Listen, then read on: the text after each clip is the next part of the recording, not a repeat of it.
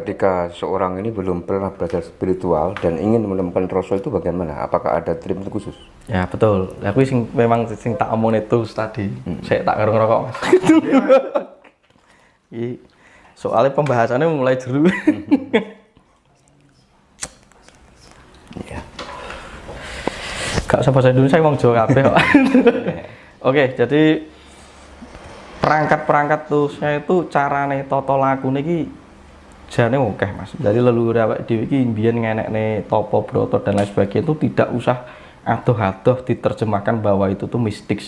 Karena ini ngomong sejarah dulu, nek ngomong soal aku, engko mbarai Mangro Tinggal. Mangro Tinggal tuh bingung Mas. Karena wong Jawa itu dulu tidak ketika Majapahit lengser Mas, ini sejarah terakhir ya, sampai wong Tuban gue ngerti. Majapahit lengser itu masuk di era Mataram, Demak berdiri. Memang laku-lakunya ora dijelasnya secara runtut, karena kitabnya sudah banyak sulit yang menerjemahkan dan lenyap.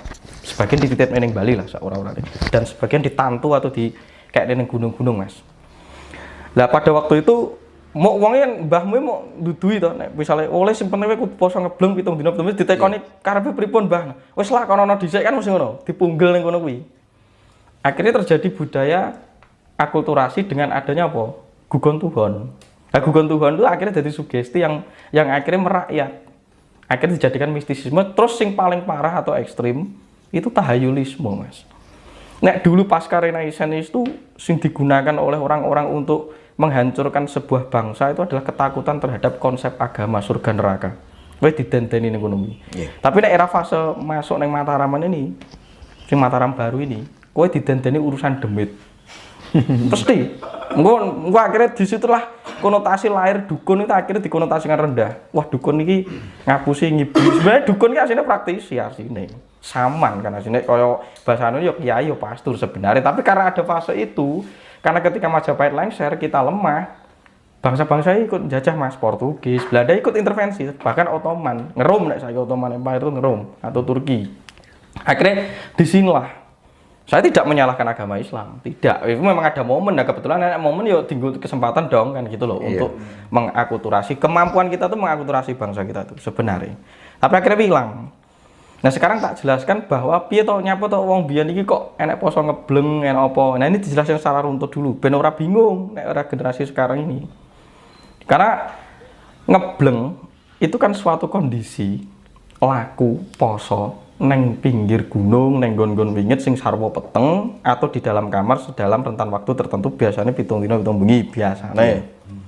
Lah, itu maksudnya apa, Mas? Lah maksudnya nek pas kon ngebleng kuwi sebenarnya sudah sering tak jelaskan, tubuh kita tuh memiliki hormon namanya melatonin. Nah, melatonin ini berkaitan dengan hormon merestorasi tubuh. Urusannya kanggo dandani sel-sel sing rusak. Ini bisa diproduksi hanya di dalam tempat gelap. Makanya ojo langsung dicok molwi nyembah demit. Demit itu ora ana demit awake dhewe iki kejane. Tapi alam itu mengandung energi. Energi ngisor apa dhuwur, yin yang lanang apa wadon. Nek pelanangan ki isine peteng, nek wadon ki isine padang, ngono wae sebenarnya. Ning kuwi kanggo kabeh. Kaya dene siwa sing ngrusak ki mang, enek sing njebak, enek sing ngrusak, enek sing ngopeni. Tiga ini di dalam fase alam. Manunggaling kalau kita harus melakukan tiga ini, Trimurti atau Triloko ini, gitu Mas. Lah, ketika kita ngebleng, itu kan terjadi getaran dalam rentan waktu tertentu kan ini enek risetnya. Nah, akhirnya tubuh itu memproduksi hormon namanya melatonin dalam kadar sepersekian. Makanya dalam kasanah Islam pun Rasulullah itu menyarankan sunai nek turu bengi kon mateni lampu to. Ben awake seger lah. Sebenarnya disitulah nyapa Mbak Dewi Mbian iki kok turu sak jam 2 jam seger neng iso mengaktifasi itu tadi. Sebenarnya kuwi rasa angel-angel langsung ngomong sakti. Awake dhewe memang sakti sebenarnya ngono lho. Tapi jangan dikonotasikan bahwa sakti itu pemuja demit. Kuwi salah. Kita itu tidak pernah memberdayakan diri kita menjadi makhluk yang menjadi miniatur Gusti itu dewi. Jagat alit ya nek nyebut Kanjeng Sunan Kalijaga. Kuwi ora pernah karena dikondisikan oleh orang asing agar kita itu lemah. Ya, karena apa? Ben dijupuk ya apa-apa sing awake dhewe duweni. Gitu loh. Akhirnya kita ketergantungan. Lihat saja apa yang terjadi. Dajjalisme yang terjadi menurut saya itu adalah globalisasi dan geopolitik. Kowe diakali demit sejatine ngono kuwi. Senjata biologi, Covid dan lain-lain saiki kedadian iku paling berbahaya. Makanya kowe kon poso. Mergo nek kowe ora poso, Mas kamu rusak. Makanan sekarang tuh Indomaret apapun sudah mengandung inseminasi buatan. Itu udah makanan sintetis semuanya. Nggo program kowe iki ben umur 30 wis kena diabetes, ngono lah. Itulah kena diabetes. Mergo ora tau poso. Nek wis aku poso tangguh. Nah, kelemahan orang sekarang itu gak gelem tirakat itu gak tangguh. Nah, mbok belajar kebatinannya mau ngerti konsepnya, tapi ora pernah ngelakoni. Akhirnya ya ora awet, gitu Mas. Nah, bagaimana kita mau berkarya kalau kita ndak awet? Itu satu. Nah, itu sing jelas karo gitu.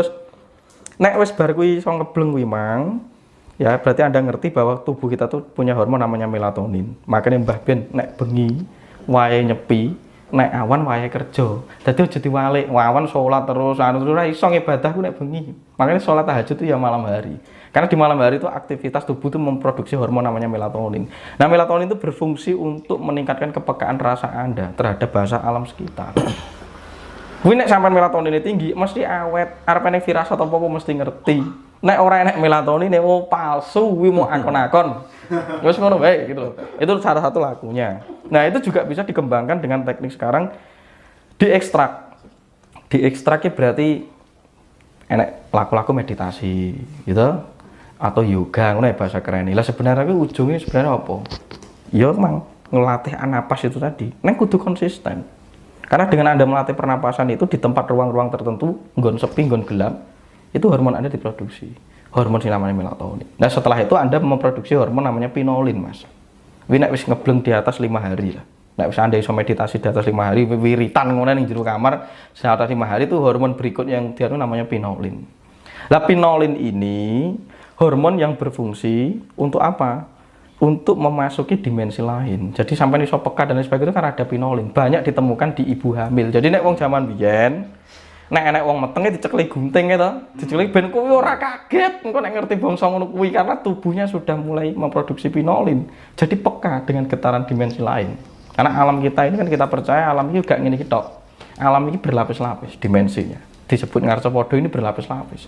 Nah, ini ketika pada waktu itu kamu akan tahu, oh, olah rasa. Rasa itu dasarnya di sini. Akhirnya apa? Tepo seliro. Jadi bisa merasakan apa yang dirasakan orang lain. Peka iki wong iki piye to rasane. Dimatne ketok. Bar ki tepo seliro to, bar ki tepo pakerti. Oh, ngerti aku iki lungguhku kudu piye. Di dalam dimensi alam seperti ini, ruang waktu seperti ini, di dalam kondisi tempat seperti ini.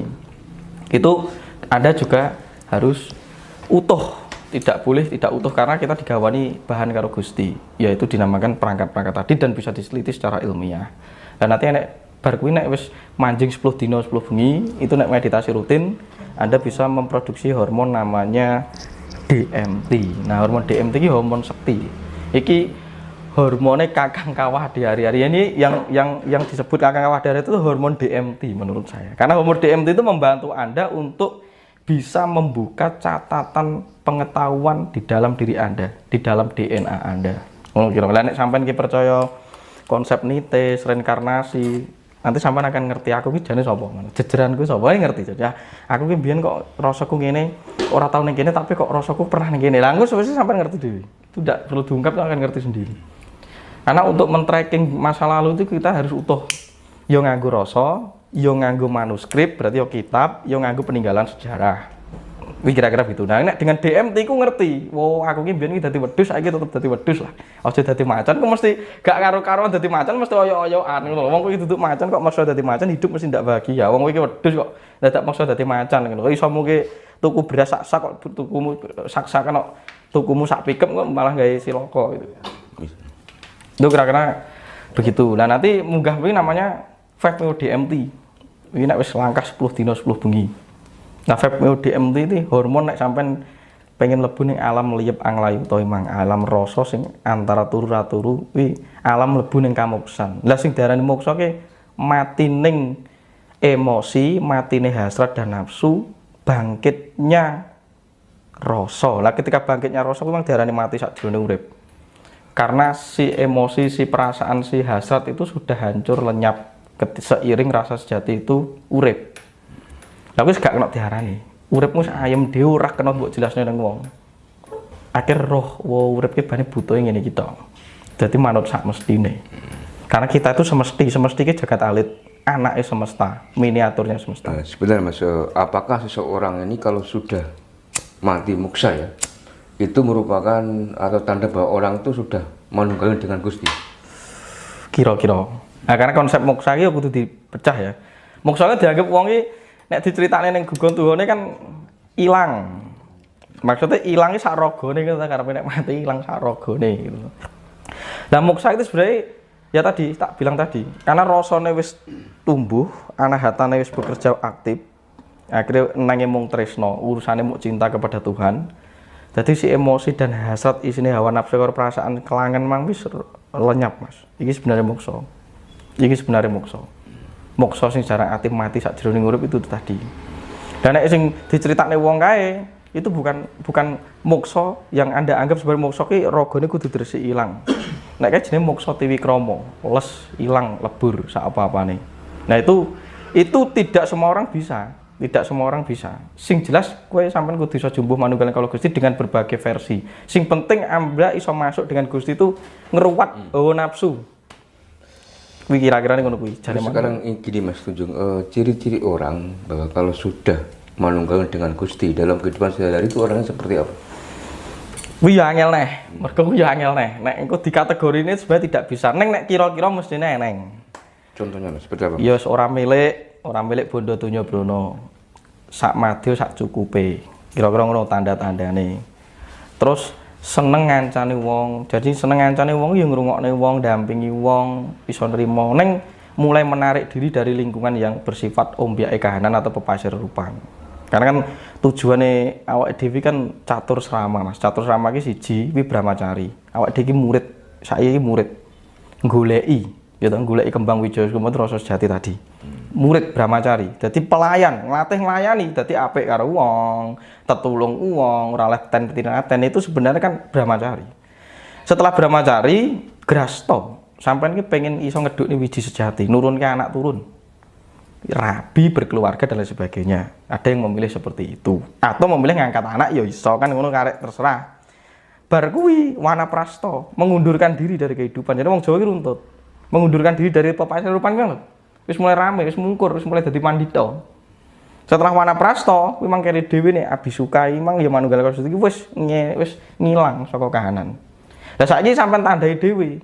Karena manunggaling kawula Gusti itu juga ada kadarnya. Mungkin nek kadare sik 60% ya mungkin sing nang kimang tengah-tengah kimang. Nek kadare 40% ya berkeluarga karena dia berlatih manunggal dengan anake, bojone latihan to nglayani. Tapi nek wis sing terakhir manunggal iki tak anggap mungsa ya wis dhewe. Kudu wani nyengkur bondo donya brana kuwi gitu loh. Bukan berarti ora butuh pangan dan urip. Neng wis ngerti nek memang ora sakabehane memang urip butuh kuwi butuh nalika sik duwe raga. Saiki wis arep dadi begawan wis eruh. Cara srengenge iki wis arep ndelep umurku sakmene ya wis begawan. Jadi sebenarnya itu proses orang Jawa itu jadi diwehi pakem yang sangat runtut perjalanan hidup ini. Nah sekarang karena dunia itu menjadi global iki sak geleme dhewe. Wis penting urip wis seneng apa gatekne wong. Lah senenge sing piye? Seneng harus seneng kuwi beda kok kan gitu.